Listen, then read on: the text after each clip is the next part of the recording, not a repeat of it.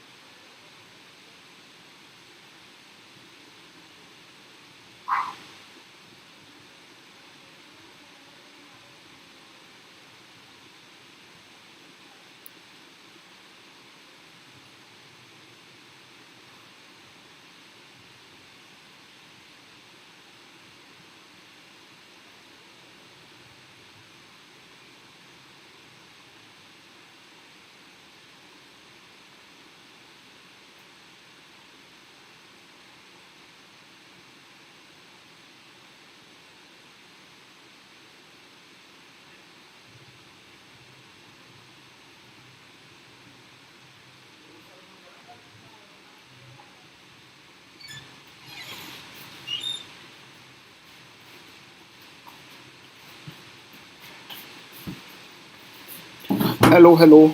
I hope you all have joined in.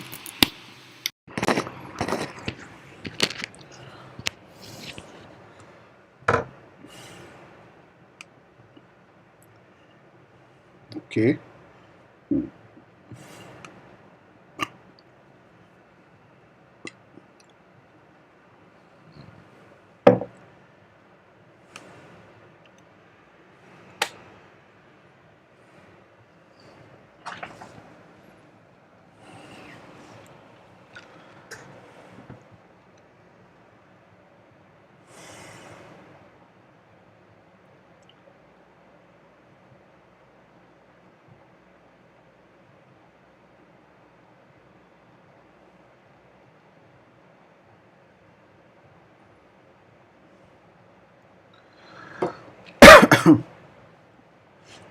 So let's start with the step 5 again from previous class.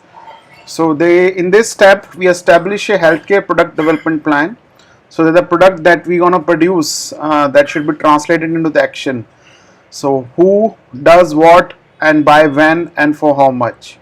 Such plan should be established collaboratively with input from different functional groups. It should include key milestones, critical paths, and periodic reviews for go and no go decisions and be updated periodically. In the step 6, execute the product development plan. It is subject matter experts who possess knowledge of the investigational product who must carry out, and the corresponding manufacturing, quality, regulatory, non-clinical, clinical programs, as well as any coordination with the third party. Then comes here in the 7th plan, the clinical plan to execute your healthcare plan. That if any clinical problem is required in support of the licensing application, these studies should be conducted according to the good clinical practices (GCP) and country specific requirements such as ethics, approval, necessary regulatory approvals, or conducting the clinical trials. So often it helps to have a pre-submission meeting with regulatory agencies prior to submitting a clinical trial application in order to address specific. And in the 8th step, collect your data for regulatory submissions. So once the data from the product design and manufacturing, quality, non-clinical, clinical programs are available, these data then reported and collected into the regulatory submission.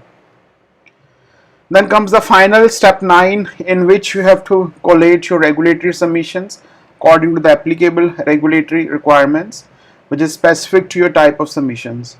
So this ensures the completeness of your submissions. Everything is fine, everything is anticipated, resources needed to be addressed questions from the agency during the submission review. For an innovative healthcare product, it is often recommended to have a pre-submission meeting with your agency prior to the submitting the licensing application.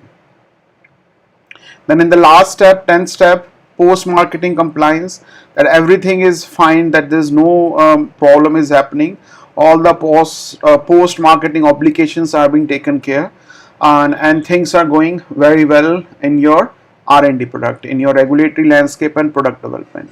So together all these 10 steps that we have discussed, I will repeat: from classifying your healthcare product, then claim your healthcare product, what field it will be, then bring out your market, in which market you want to produce, then you make regulatory strategies, yeah, and then afterwards you establish your make a development plan and make sure that all the third parties, clinical programs, non-clinical programs, manufacturing, quality, everything has been taken care of. Then execute the clinical plan with the GCPs and country specific requirements. Then in step 8, collect your data for regulatory submissions. Once the data from the product design and manufacturing, quality, non-clinical and clinical programs are available. Then collate your regulatory submissions according to applicable regulatory requirements specific to your type of submissions. Ensure all the completeness is done. Then at the end, post-marketing compliance has to be taken care, and then go ahead with that. So these are the basic 10 steps that in the regulatory affairs one has to taken care. Then comes your next step, that is your, I have to keep checking. Like yesterday we were doing the lectures, in sudden after 30 minutes I didn't have any more data actually. I don't know, somebody hanged hacked my internet or something. I don't know what happened. And after like 30 minutes, 19:30 yesterday, I couldn't continue any lectures. I couldn't even access my internet for some strange reasons. So I will keep up and keep checking that everything is fine. Then comes your main part in the regulatory affairs, that is your quality management system. Yeah, the regulatory compliance management. So quality management system is a collection of business processes focused on achieving quality policy and quality objectives to meet customer requirements. It is expressed as the organizational structures, policies, procedures, processes, and resources needed to implement quality management as per regulatory requirements. So all these things has to be taken care from electronic document management.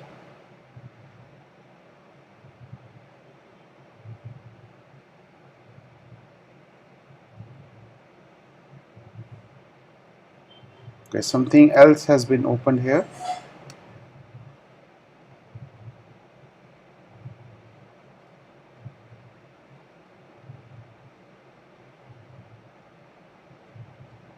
Okay, no. SOP management, regulatory submission management, these are the various tools and softwares that are required during your maintaining your QMS actually. So initially whenever somebody join in the industry, whether it's a pharmacovigilance industry or clinical trial industry or any pharmaceutical industry, so you will be given proper training how to work on these softwares, how to maintain data, how to maintain record things. And believe me, you have to be very careful while maintaining these datas. Even a small error could bring a big blunders at the end. So error free data has to be taken care at that time. So under the manufacturing and regulatory compliance, it comprises your technical, legal, corporate requirements, regulations, and practices manufacturers must comply within the order to produce and market products. The risk of non-compliance has become an increasingly major concern in recent years, and particularly for manufacturers with operations in multiple countries and jurisdictions. So this development has been further heightened by the increasing the role of governmental regulatory bodies in industry sectors, along with the emergence of global standard to address the increasing global nature of manufacturing.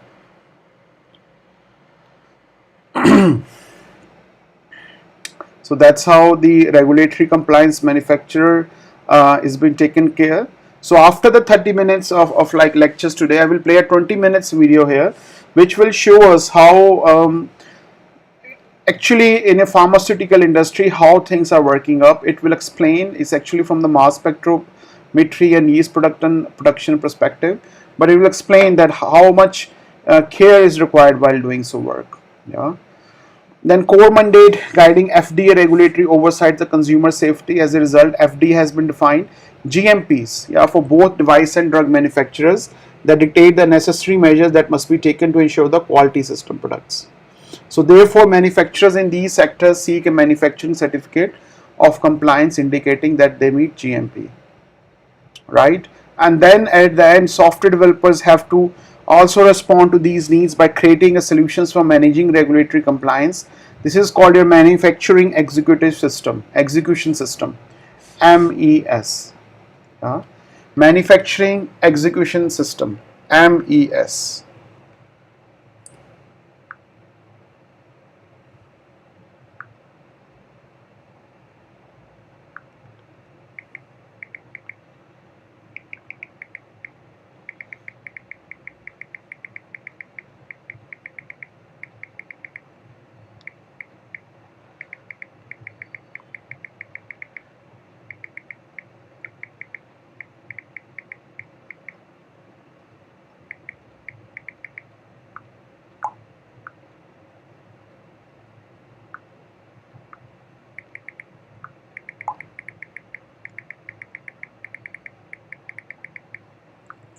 Yeah, MES. I don't know if this is working.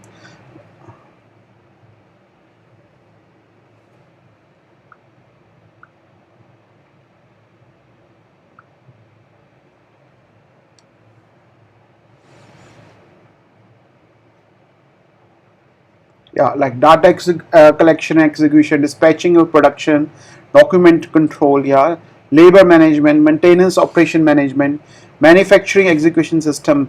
Even though these things, this is in the Siemens company, where this ops center execution with ensuring high quality products, accelerating innovation and reducing cost is being taken care. Yeah, all these things, even though they looks very easy to hear, very easy to understand, but believe me, it has a very big future. Yeah, it has these MNCs, they're working at very big level at the moment. Whether it's a DNA sequencing, like this is the discussion with Illumina on achieving operational excellence in the manufacturing, device manufacturers, and many more. uh,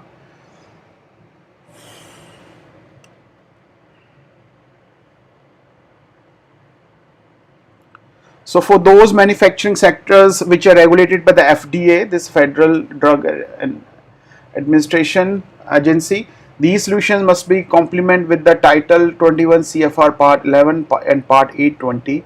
So these are some rules has to be taken care, which requires your pharmaceutical manufacturers, medical device manufacturers, biotech companies, biological developers, CROs, and other FDA regulated industries to implement controls. So all these industries that they should have one single rule to follow, so that it should not be different from one industry to another. And manufacturing and regulatory compliance is being taken care by the FDA, OSAS, our Occupational Health and Safety Advisory Services, WHO, also the ICH. Yeah? So all these four places are being taken care of these regulatory affairs. Then marketing and advertising, in most product areas where regulatory requirements are imposed. Yeah, restrictions are also placed upon the claims which can be made for the products on labeling or in advertising. So the regulatory affairs will take part in the development of the product marketing concepts and is usually required to approve packaging and advertising before it is used commercially. So drug labeling approvals. So all the generic name that you want to put on your medicines, with the label, dosage form, how much gram it is, the generic name, the brand name, expiry date, the lot number, the barcode number, the manufacturing. So these drug labeling approvals is also coming up in the case of your drug regulatory affairs. Yeah. Further, you have to be make sure that your pharma industry that you have been taken care. It's a $1 million industry. Yeah, you get a lot of money instantly in a day, and you can lose that a lot of money in a few days also. So be careful what you gonna produce in the market, what kind of things that it will have. So all these things matters a lot there. So drug marketing approvals. So like this is TG General ibuprofen, which is used for the pain that we use. This is 200 milligram per capsule. There are 20 tablets there. So it's showing that all the basic details, the brand name it is, what is the company name it is, name of the ingredients that it will have, the warning it should be included, how many tablets per gram it is available. It should include your how many numbers are available in the evidence of that. So regulatory submission process further, that how you submit your regulatory affairs, how things are being taken care one by one. So we will go with that now. So before new drug or biological can come into the market, a submission must be compiled and filed with the relevant regulatory agencies to seek a review and ultimately regulatory approval. Yeah. The first is review and approval procedures. So first thing is pre-submission meeting is done, then pre-submission activities are done according to that meeting. Then administrative review is taken care, then agency review and sponsors response, then activities prior to agency decisions, and then at the end you have to take your decision of what you want to work out. Then unlicensed and licensed products, advertising, promotions. So these two the main topics under these after the submission process has been taken care. So unlicensed healthcare products, so no advertising or promotions are allowed for these products internationally and regulation. And further in Canada, Section 9(1) of Food and Drug Act (FDA). state that no person shall label, package, treat, process, sell, or advertise any drug in a manner that is false, misleading, or deceptive, or is likely to create an erroneous impression regarding its composition's merit or safety. Yeah, so there are laws that if it is not, that product is doesn't have, it's not a good product, so you cannot just label and start giving in the market. So there are some people, like in India we having these Ayurvedic products, Hakim, you just go, they make one puri and they give it to you, and within 1 week you also get fine with that. It's okay if things are getting fine, it's totally fine to take these medicines. But in the foreign countries, it means you have to be taken care, like there are laws that you cannot just sell it freely in the market. It has to be labeled, it has to go through proper agencies, then you can bring it to the market.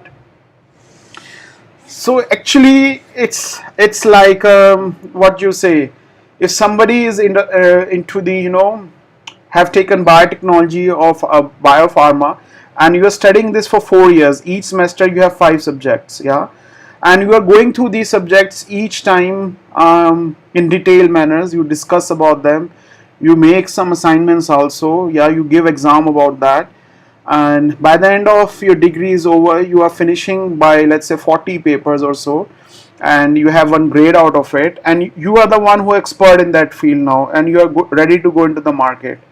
The same way, when you're gonna work in the regulatory affairs of any department, it will be a kind of a degree, I think, yeah, according to me, where you have to work with each part, each department, since one day to second day, and slowly you will grow in that field. Once you understand the one company part, okay, this is how things are working, then you can grow up to the further, expand your horizons to the other industries also. If you're expert in the pharmaceutical, then you can expand to the food industry also, then clinical industry also, and pharmaceutical industry also, and things, list goes on. So why promotion or advertising of unlicensed product is prohibited? So why we cannot just unlicensed product, we cannot bring into the market and have a proper logos on the banners and just start selling? In India it's allowed, but I'm just making this sense from the future perspective. If any of you gonna work in States or in Australia or in Germany or anywhere, so these things has to be taken care. So primary concern about the promotion or advertising of unlicensed healthcare products or off-label uses that healthcare provider may form an opinion about the product's use on the basis of claims made by company before it receives regulatory approval. And the opinion may be incorrect related to the pending regulatory approvals. Such an erroneous opinion on the part of healthcare provider could lead to incorrect use of the licensed product, thus using the product off-label.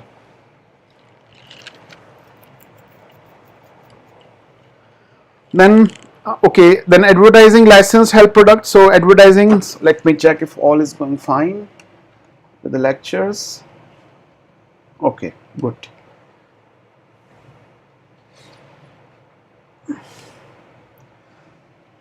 So according to the section 2 of Canada Food and Drug Act, an advertisement includes any presentations of by means whatever for the purpose of promoting directly or indirectly the sale of disposal of any food, drug, cosmetic or device. So this could advertisement includes the places, internet sites, brochure exhibitions, panel gifts, product monograph. A sale representative could do it with a press release, training materials or briefing, meetings or symposia. All these things are being taken care of. So different regulatory bodies have different views on advertising healthcare products. So regulatory systems are in place to safeguard the public from false and misleading advertising of healthcare products. However, among the jurisdictions, these systems differ on what constitute advertising and promotional activities. Thus, the regulations and enforcement vary as well. So in Canada, at the moment, advertising is primarily self-regulated and materials are submitted for pre-clearance or on a voluntary basis. So Health Canada is ultimately responsible for enforcement. For example, in cases where advertising may present a significant health hazard, such as when prescription drug is illegally advertised to the general public or unauthorized health is promoted. And SOPs, to keep advertising in compliance with the regulations. So promotional activities should be consistent, yeah, with the product labeling that has been cleared. Any comparisons of product should be factual and fair, and you must able to substantiate. Sorry, sometimes substantiate it. And the promotional claim should be reliable, accurate, truthful, informative, fair, balanced, and up to date. And you must be able to substantiate them also. So that's it from the regulatory affairs perspective, the introductory part. I hope I had shared this thing with you. Or yes, or not. Okay, I will share it today night then, later on. So now I will make one video which will explain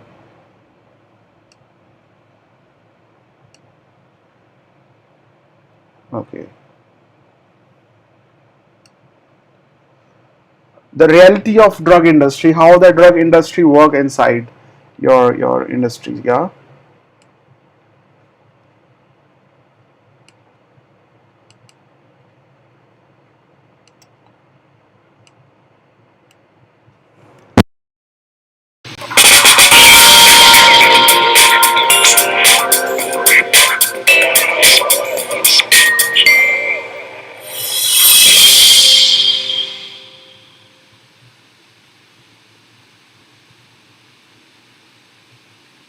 Today, we rely heavily on biotechnology for many of the necessities of life. For the food we eat, the clothes we wear, fuels for transportation, earth-friendly plastics, pharmaceuticals to treat our illnesses, and dietary supplements to help us stay healthy. Many of these products are produced using three core biotechnology processes: fermentation, recovery, and purification. Fermentation is basically cell farming. We program cells to produce a product. We nurture them as they grow and reproduce, and then we harvest them. In recovery, we separate our product from the cells where they were housed. And then in purification, we go a step further by removing everything else that's contaminated, leaving us with a very pure, concentrated solution. In this program, we're going to look at a typical purification process used in the manufacture of GFP, green fluorescent protein. GFP is broadly used as a biological marker because it's very well tolerated by most cells and doesn't interfere with normal cellular function. We'll examine the technologies, equipment, and materials used, how to prepare for the process, and how the GFP purification process is managed, step by step.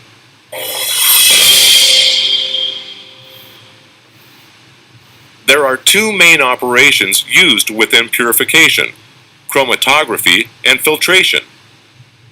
Before we can appreciate exactly what these process steps are accomplishing, we need to take a closer look at what our green fluorescent protein has been through so far. Back in recovery, our harvested cells from fermentation were homogenized. Our target protein was inside each cell, so to get at it, the cells had to be ruptured.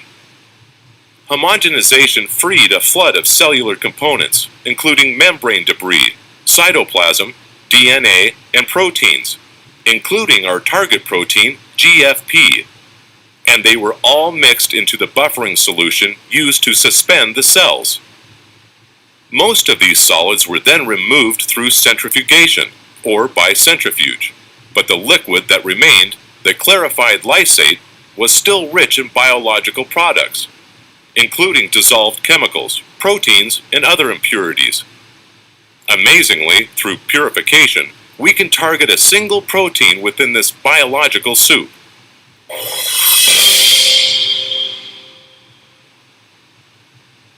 In our GFP purification process, we'll be using multiple types of column chromatography. The column is a cylinder filled with glass, ceramic, or polymeric beads, which are engineered to interact with or bind with molecules based on one or more physical properties. Chromatography relies on differences. Each molecule has a unique set of physical characteristics, such as size, charge, or extent of interaction with water. Chromatography uses these differences to separate the target protein from other proteins and chemicals. Sometimes size is used to differentiate. Some beads have small holes in them and can temporarily trap or at least slow down smaller molecules as they travel through the column of resin beads, while molecules too large to enter the pores move around the beads and exit the column first. This type of chromatography is called size exclusion. In the case of charge, opposites attract. So a negatively charged chromatography bead will attract and bind to positively charged components in the process stream. A positively charged bead will bind negatively charged components in the process stream. This charge-based chromatography is called ion exchange chromatography. And then there's water. Molecules that readily interact with and dissolve in water are called hydrophilic, water-loving, while those that don't are called hydrophobic, water-hating. Proteins contain regions that are hydrophobic and regions that are hydrophilic. Because water tends to form a shield around the hydrophobic patches within the proteins, they are not exposed to interact with the resin beads. By adding salt to the protein solution, we remove the water shield, exposing these hydrophobic patches on the protein and resin so they can interact. This is how HIC, or hydrophobic interaction chromatography, works, which uses ion exchange and hydrophobic interaction chromatography. The chromatography equipment is housed on a skid to make it compact and mobile. The main part of the apparatus is a glass column filled with resin beads, but we also have pumps to move the clarified lysate through the process, a supply hose and port to feed the column, a pre-filter to remove any remaining particulates, usually solid cell debris that has not previously been removed, before the clarified lysate enters the column, an exit port for the processed solution, and auto switching valves for directing processed solution to either waste or collection. To help monitor the chromatography equipment and the solutions flowing through the unit during the process, a number of sensors are located along the product flow path. There is an electrical conductivity sensor at the column inlet, a pressure sensor just before the pre-filter to help identify a filter clog, a flow meter to measure the rate of solution movement through the column, and an air sensor to ensure that no air has entered the flow path. As a solution leaves the column, it passes a UV sensor that reads optical density, a second conduct sensor that measures how acidic or basic the solution is. The conductivity sensors let us know when a new buffered solution has filled the column. When the conductivity reading on the exit of the column matches the reading from the sensor at the inlet, a solution has completely displaced the old one. The ultraviolet UV sensor monitors the concentration of protein in the product by observing the optical density of the passing solution. This sensor works hand in hand with the valves on the exit of the column. Through the controller program, we can set a protein concentration threshold.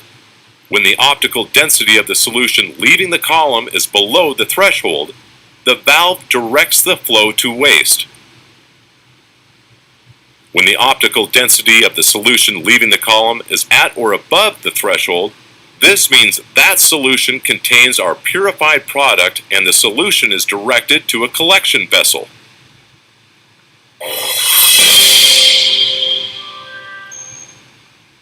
TFF, Tangential Flow Filtration Process Step.